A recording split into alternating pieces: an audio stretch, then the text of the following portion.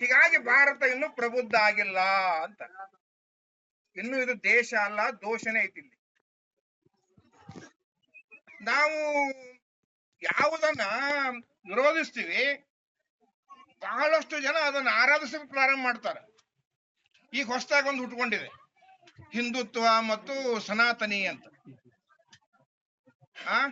ಹಿಂದುತ್ವ ಮತ್ತು ಸನಾತನಿ. ಹಿಂದುತ್ವ ಸನಾತನಿ ಅಂದ್ರೆ ಅರ್ಥ ಯಾರಿಗಾರ ಗೊತ್ತದ? ಬಹಳ ಮಂದಿ ನಿಮ್ಗೆಲ್ಲ ಕರೀತಾರ, ಒಂದ್ ಕೆಂಪನ್ ಸೆಲ್ಲೆ ಹಾಕ್ತಾರ, ಒಂದ್ ಕೆಂಪನ್ ಟೊಪ್ಪಿಗೆ ಹಾಕ್ತಾರ. ನಿಮಗ್ ಅನಿಸ್ತೈತಿ ಹೋ ನನಗೂ ಕೆಂಪನ್ ಬಟ್ಟೆ ಬಂದು ಅಂತ ಅನಿಸ್ತೈತಿ. ದಯವಿಟ್ಟು ಅಲ್ಲಿ ಯಾರು ಹೋಗ್ಬೇಡ್ರಿ. ಅದು ನಿಮ್ಮನ್ನ ಹಾಳು ಮಾಡುವಂತ ಒಂದು ಸಂಸ್ಥೆ,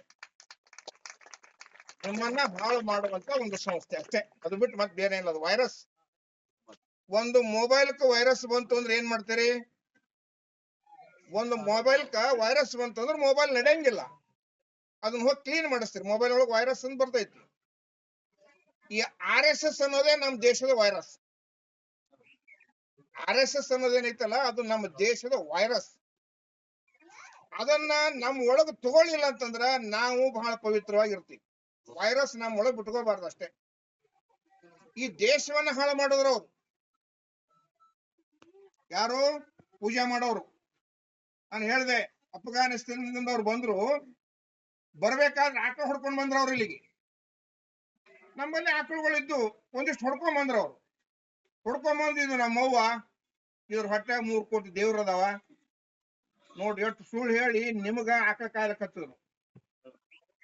ಶಾಲೆ ಕಲಿಸ್ಲಿಲ್ಲ ನಿಮಗ ಆಕಳ ಕಾಯ್ಲಕ್ ಹತ್ತಿದ್ರು, ಮನ್ಯಾಗ ಹಾಲು ಹಿಂಡಕ್ ಹತ್ತಿದ್ರು, ಹಾಲು ಕಾಸಲ್ ಹತ್ತಿದ್ರು, ಹೆಪ್ ಹಾಕಕ್ ಹತ್ತಿದ್ರು, ಮೊಸರು ಕಡದು ಬೆಣ್ಣೆ ತೆಗೆದು ತುಪ್ಪ ಮಾಡಕ್ ಹತ್ತಿದ್ರು.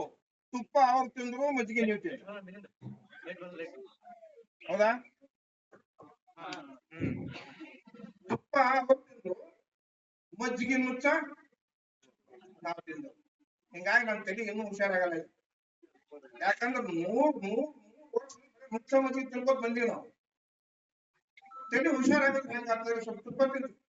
ಇಲ್ಲ ನೀವು ಮನೆಗೆ ಹಾಕಿ ಚಂದ ತುಪ್ಪ ತಿಂದ್ರಿ, ನಿಮ್ ಮಕ್ಕಳಿಗೆ ಚಲೋ ಗಟ್ಟಿಮುಖ ತಯಾರು ಮಾಡಿ. ನಾನು ಇಲ್ಲೆಲ್ಲ ಇವತ್ತು ನೋಡಕತ್ತೀನಿ. ಹಿಂಗಿರ್ಬೇಕು ನೀವು. ನಮ್ಮ ದೇಶದ ಆಸ್ತಿ. ದಯವಿಟ್ಟು ನಾನು ನಿಮ್ಮ ವಿಚಾರ ಹೇಳ್ತೇನೆ.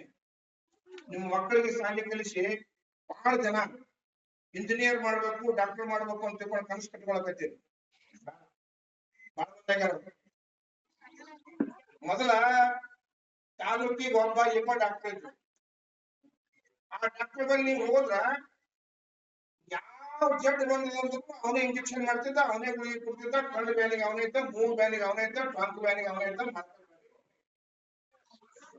ಈಗೇನ್ರಿ ಡಾಕ್ಟರ್ಗಳು ಬಹಳ ಏನಾಗಿರ್ತಾವ?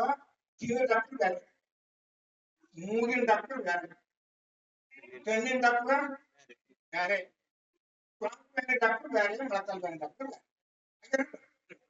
ಇನ್ನೊಂದ್ ಸ್ವಲ್ಪ ಜಾಸ್ತಿ ಆದ್ರೆ ಎಡಗಣ್ಣಿನ ಡಾಕ್ಟರ್ ಬ್ಯಾರೆ, ಬಲಗಣ್ಣಿನ ಡಾಕ್ಟರ್ ಬ್ಯಾರೆ. ಯಾಕೆ ಬಹಳ ಇರ್ತಾವು. ನನ್ನ ಬಲಗಣ್ಣ ಬ್ಯಾನಾಗಂದ್ರೆ ನಾವು ಬಲಗಣ್ಣ ನೋಡೋದ್ರಿ, ಬಿಸ್ನೆಸ್ ನಡಿಬೇಕಲ್ಲ ಪಾಪ.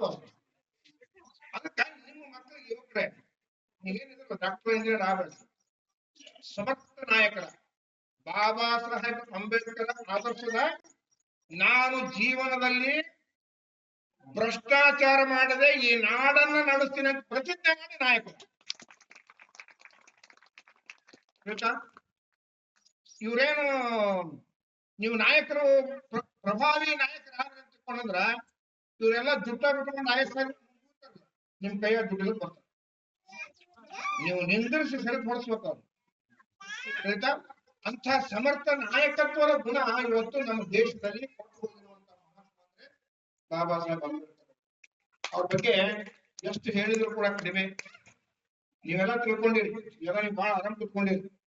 ನೀವು ಇಲ್ಲಿ ಬಹಳ ಚಂದ ನಡ್ಕೊಂಡು ಕುಂತಿದ್ರೆ ಬಾಬಾ ಸಾಹೇಬ್ ಸಾಹೇಬಳ ಒಂದು ಜಗ್ಗೆ ಅದ. ಗಂಡನ ಮನೆ ಜಗಳ ಆಡೋದು, ಹೋಗಿ ಅವ್ರ ಮನ್ಯಾಗ ಕೇಸ್ ಮಾಡ್ಕೊಡೋದು. ಕಾಲ ಬರ್ತದ ಹಂಗಿದ್ರು. ಇರೋ 4 ಎಕರೆ ಹೊಲದಾಗ ನನ್ಗೆ 2 ಎಕರೆ ಬರ್ತದ. ಈ ಹಕ್ಕನ್ನು ಕೊಟ್ಟವ್ರು ಯಾರು? ಡಾಕ್ಟರ್ ಬಾಬಾ ಸಾಹೇಬ್. ಹೋಗಲ್ಲ ಇರ್ತೈತಿ ಯಾವ ಬಿಡಲ್ಲ. ಈ ಹಕ್ಕನ್ನು ಕೊಟ್ಟವರು ಬಾಬಾ ಸಾಹೇಬ್. ಇದು ಅವಾಗ ಅವ್ರು ಇರುವಾಗ ಬಿಲ್ ಹಾಕಿದ್ರು, ಇದು ಹಿಂದೂ ಕೋಡ್ ಬಿಲ್ ಅಂತ ತಿಳ್ಕೊಂಡು. ಈ ಸದ್ಯ ಅದರಲ್ಲ ಕಾಂಗ್ರೆಸ್, ಅವಾಗಿನ ಕಾಂಗ್ರೆಸ್ ರೀ. ಮತ್ ಈಗಿನ ಕಾಂಗ್ರೆಸ್ ಪ್ರತಿಭಟನೆ ಮಾಡಂಗೆ. ಅವಾಗಿನ ಕಾಂಗ್ರೆಸ್ ಎಲ್ಲರೂ ಕುಟ್ಕೊಂಡು ಇದು ವಿರೋಧ ಮಾಡುದು, ಯಾವಾಗ ಈ ಹಿಂದೂ ಕೋಡ್ ಬಿಲ್ ಬ್ಯಾಡ. ಅವಾಗ ಬಾಬಾ ಸಾಹೇಬ್ ಹೇಳಿದ್ರು, ಇದು ದೇಶಕ್ಕೆ ಅನುಕೂಲ ಆಗುವಂತದ್ದು, ನಮ್ಮ ಹೆಣ್ಮಕ್ಳಿಗೆ ಅನುಕೂಲ ಆಗುವಂತದ್ದು. ನಾನು ಬರೆದು ಮಂಡಿಸಿರುವಂತ ಬಿಲ್ಲು ಪಾರ್ಲಿಮೆಂಟ್ ಪಾಸ್ ಆಗಲ್ಲ ಅಂತ ತಿಳ್ಕೊಂಡು ಬ್ಯಾಡ ನಡಿ ಅಂತ ತಿಳ್ಕೊಂಡು ರಾಜೀನಾಮೆ ಬರೋದು ಹೋಗ್ಬಿಟ್ರು. ರಾಜೀನಾಮೆ ಹೋಯ್ತಂತಾರೆ ಬ್ಯಾಡ ಅಂತ ತಿಳ್ಕೊಂಡು ಪಾರ್ಲಿಮೆಂಟ್ ರಾಜೀನಾಮೆ ಸಂಖ್ಯೆ ಹೋಗ್ಬಿಟ್ರು. ಬಹುಶಃ ಪಾರ್ಲಿಮೆಂಟ್ ನೋಡಿಂದ ರಾಜೀನಾಮೆಯನ್ನ ಬಿಸಾಕಿ ಎದ್ದು ಹೋಗಿರುವಂತ ಏಕೈಕ ಗಂಡಸ ಮಗ ಅಂತ ತಿಳ್ಕೊಂಡ್ರೆ ಬಾಬಾ ಸಾಹೇಬ್ ಒಬ್ಬನೇ. ಅದನ್ನು ಹೊರತುಪಡಿಸಿದ್ರೆ ನಮ್ಮ ಜನಗಳಿಗೆ ಆಗುವಂತ ತೊಂದರೆಗಳಿಗೆ ಸರ್ಕಾರ ಸ್ಪಂದಿಸುವುದಿಲ್ಲ ಅಂತ ತಿಳ್ಕೊಂಡು ಹೇಳಿ ಪಾರ್ಲಿಮೆಂಟಿನಿಂದ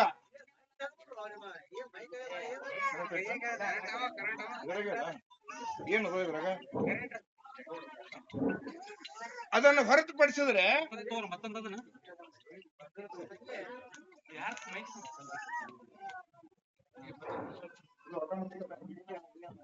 ಕೊಟ್ಟು ಬಂದಿರುವಂತ ಹೆಣ್ಮಗಳು ಅಂತ ತಿಳ್ಕೊಂಡ್ರೆ ಉತ್ತರ ಪ್ರದೇಶದ ಮುಖ್ಯಮಂತ್ರಿ ಆಗಿರುವಂತ ಬೆಹನ್ ಮಾಯಾವತಿ ಅವರೊಬ್ಬರು. ಇವರೆಲ್ಲರ ತ್ಯಾಗಗಳನ್ನ ಸ್ವಲ್ಪ ನಾವು ಆಲೋಚನೆ ಮಾಡ್ಬೇಕು. ಎಷ್ಟು ತ್ಯಾಗ ಮಾಡಿದ್ದಾರೆ, ಅವರೆಲ್ಲ ಎಷ್ಟು ನೋವುಗಳನ್ನು ಉಂಡಿದ್ದಾರೆ.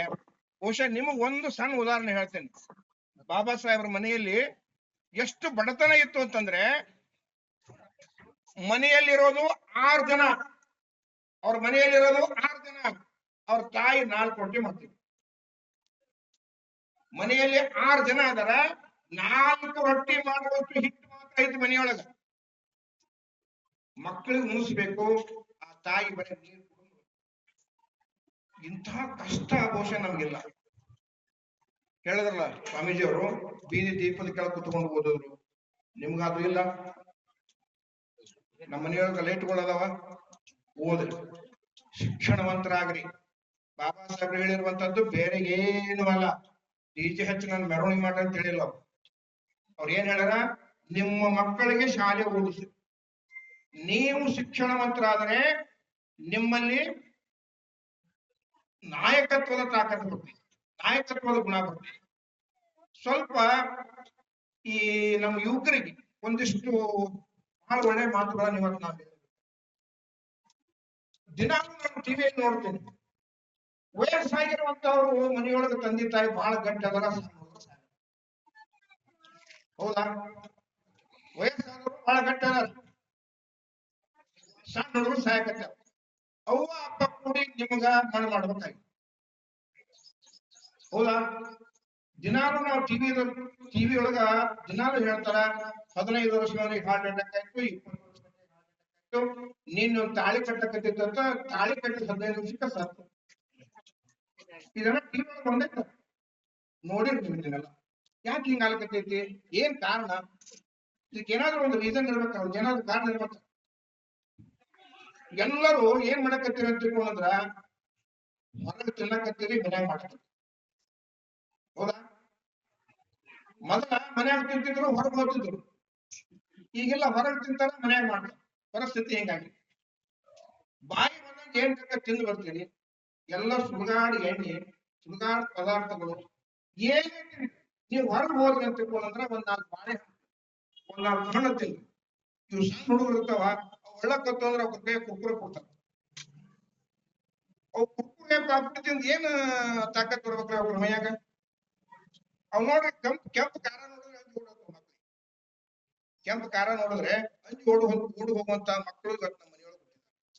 ಆ ಕಾರಣಕ್ಕಾಗಿ ಬಂದ್ರೆ ನೀವು ಯುವಕರು ಒಳ್ಳೆ ಗಟ್ಟಿಮುಟ್ಟಾಗಿರುವಂತಹ ಪದಾರ್ಥಗಳನ್ನು ಊಟ ಮಾಡ್ರಿ, ಚೆನ್ನಾಗಿ ಓದ್ರಿ, ನಿಮ್ಮ ಮನೆ ಹೆಣ್ಣು ಮಕ್ಕಳನ್ನು ಚೆನ್ನಾಗಿ ಓದಿಸ್ರಿ, ಒಳ್ಳೆಯ ಅಂಕ ಗಳಿಸ್ರಿ. ದಯವಿಟ್ಟು ಈ ಸಮಾಜಕ್ಕೆ, ನಿಮ್ಮ ಮನೆಗೆ ಕಳಂಕ ತರುವಂತ ಮಕ್ಕಳು ದಯವಿಟ್ಟು ಯಾರು ಆಗಬೇಡ್ರಿ. ಇದು ಡಾಕ್ಟರ್ ಬಾಬಾ ಸಾಹೇಬರ ಆಶಯ. ಅವರ ಆಶಯಗಳನ್ನ ನಾವು ಅವರ ಜಯಂತಿ ಮಾಡುವ ಮೂಲಕ, ಅವರ ನೆನಹುಗಳ ಮೂಲಕ ಅವನ ಆಚರಣೆ ತರಬೇಕಾಗಿದೆ. ಸ್ವಾಮೀಜಿಯವರು ಹೇಳಿದ್ರು ಒಂದ್ ಮಾತು, ದೇವರ ಗುಡಿ ದೇವರ ಗುಡಿ. ಬಾಬಾ ಸಾಹೇಬ್ರು ಒಂದೇ ಮಾತು ಹೇಳಿದ್ದಾರೆ, ನೀನು ಬೆಳಗ್ಗೆ ಎದ್ದು ಯಾವ ಊರಲ್ಲಿ ದೇವರ ಗುಡಿ ಜಾಸ್ತಿ ಗಂಟೆ ಕೇಳ್ತದ ಆ ಊರ್ ಅಜ್ಞಾನದೊಳಗೆ ಐತೆ ಅಂತ ತಿಳ್ಕೊಬೇಕು. ದೇವ್ರ ಗುಡಿಯನ್ ಗಂಟೆ ಜಾಸ್ತಿ ಕೇಳಕತ್ತಂದ್ರ ಈ ಊರ್ ಅಜ್ಞಾನದೊಳಗೆ ಐತಿ, 100% ಮಾರ್ಕ್ಸ್ ಹಾಕ್ಬೇಕು. ಆ ಊರಲ್ಲಿ ಶಾಲೆ ಗಂಟೆಗಳು ಜಾಸ್ತಿ ಕೇಳಕತ್ತೇವ ಅಂದ್ರೆ ಈ ಊರೊಳಗೆ ಬಹಳಷ್ಟು ಜನ ಬುದ್ಧಿವಂತರದಾರ ಅಂತ ತಿಳ್ಕೊ. ಅದಕ್ಕ ನಿಮ್ ಮಕ್ಕಳಿಗೆ ಶಾಲೆ ಕಳಿಸ್ರಿ. ದಯವಿಟ್ಟು ತಾಯಿಗಳು ನೀವು ಬಹಳ ಹಚ್ಚಿ ಬರ್ತೀರಿ, ನನ್ ಗೊತ್ತು. ಸುಮ್ನೆ ಮೊನ್ನೆ ನಮ್ಮ ಊರಾಗ ಒಬ್ಬ ಹೆಣ್ಮಗಳು ನಮ್ಮ ಮಠದಾಗ ಅಡಿಗೆ ಮಾಡ್ತಾರ. ಆ ಹೆಣ್ಮಗಳು ಬಂದ್ರು, ಇಷ್ಟರ ಆ ಎಲ್ಲಮ್ಮಾಯಿಗೆ 2 ಗುರಿ ಬೆಳ್ಕೊಂಡ್ರಿ. ಹೌದಮ್ಮ, ಎದ್ರ ಸಲಾಗಿ ಅಂತ. ಅದು ನನ್ನ ಮಗನಿಗೆ ಗುರಿ ಬಂದಿದ್ದು ರೀ, ಆರಾಮಲ್ಲತ್ತು ಎಲ್ಲಮ್ಮಾಯಿಗೆ ಬೆಳ್ಕೊಂಡ್ ಬಂದಿರಿ. ದವಾಖಾನೆ ತೋರ್ಸಿ, ದವಾಖಾನೆ ತೋರ್ಸಿ. ದವಾಖಾನೆಗೆ 20,000 ಹಾಕಿದ್ರು. ದವಾಖಾನೆಗೆ 20,000 ಹಾಕಿ ಎಲ್ಲಮ್ಮಾಯಿಗೆ ಬೆಳ್ಕೊಂಡು ಗುರಿ ಯಾಕೆ ಹಿಡಿತಿದೆ? ಮತ್ ಏನ್ ಮಾಡ್ರಿ, 20,000 ಇತ್ತು ಅಂತಂದ್ರ ಒಂದ್ 40 ರೊಟ್ಟಿ ಮಾಡು, ಇದಕ್ಕಿಂತ ಬಡವರದಾಗ